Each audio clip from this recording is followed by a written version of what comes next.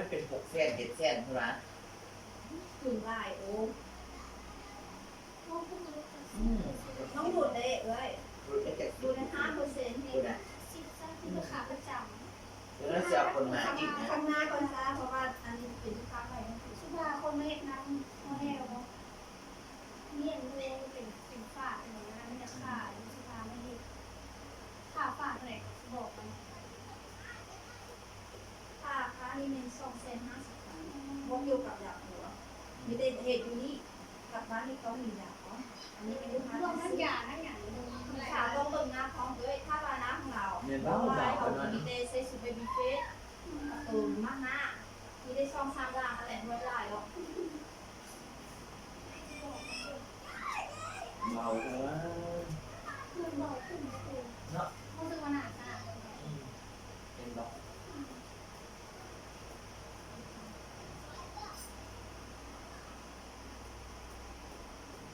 ไล่ไปไล่มากระโดด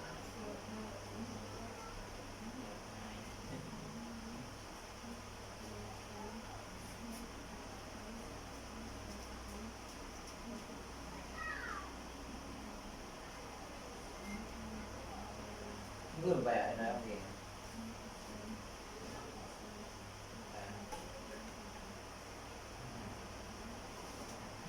เก็บงามเลยดิเก็บดาวไปแยกม้วนเนี่ยเป็นมันตุ่มที่มันนะมันไม่ลง พวกเอามาได้ก่อนอีไนท์ซิโซกเมมาติกแล้วเรียกเด็กของยา นี่ไง ที่เสียหายยา ดาวว่าล่ะแล้วก็ไปเปลี่ยนชื่อแล้ว ไม่เป็นเรา โมมีแม่เดี๋ยวนี้เดี๋ยวเอาคนไปจะมีไปเปลี่ยนชื่อแล้ว เพราะอายุเมน738ค่ะ หลุดแล้วอ่ะ อยู่แล้ว หลุดเท่าไหร่ อยู่5%อันนี้แม่ปุ๊บดึงพาเห็นเมนเซนกิดเด้อราคาคืนนี้ทั้งหมดเนี่ย673,000อยู่ใน5%เมนอยู่ใน แต่ตอนนั้น 35,000 เลยจะ7%ลูก เพราะว่าหลุดอันหลุดตรงนี้แม่แล้วหลุดพิเศษแท้แล้วกับผู้อีกหนาลูกค้าคนอื่นเหมือนกันเลยก็จะซื้อเป็นนะ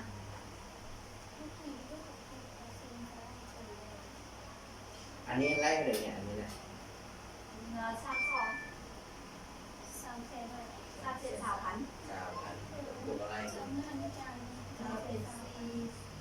640,000 640,000แล้วพอเดินตัวก็มาลบไส้ได้ตัวได้ถึงเท่าไหร่เมนบอก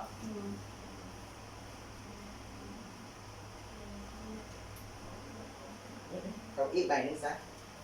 มีเป็นขึ้น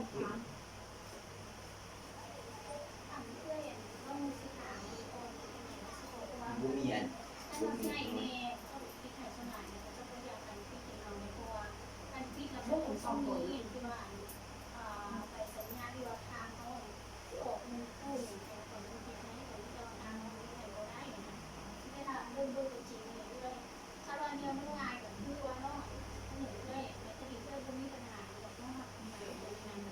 โมเมนต์เราเสียเอาเงินเลยค่ะ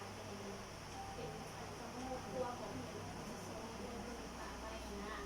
แต่เราเรื่องเสือแต่เราไม่บูมเหมือนกันต้องทำอะไรเลย ลูกคันที่ชอบคนอ่ะ บอกหอยคือตั้ง5ก็ไม่เขาอ้างนี่หมายว่า3 อันในตัวมันในจุดของมันกี่ย้อยอ่ะมาแรกตัวเลยเขาแซงหกลบให้แล้วตัวก็ให้คือพื้นของแบบไม่ได้งานแล้ว ไปซื้อไว้เลย เล่นของเลยนี่นะ เขาแจก เอา งาน ตัวซ่องอันกันเลยของเจ้าโบโพนี่ เอา3 เซนเลยนี่ 375 75โบโพแตกซ่องอันเลยแล้วเราพอใช้ น้องย่าเงินเขาบอกขอบอยู่บอก เอ้าลงเงยดีเนาะ แค่บอกว่าตัวอันซ่องแสนนั้นตัวก็โทรหอดใหม่ตู้ก่อนหลังจากนั้นตัวแขวนเอาตัวนั้นมาให้ถูกบ่ ว่าไอเอาไปเลยก่อนซะ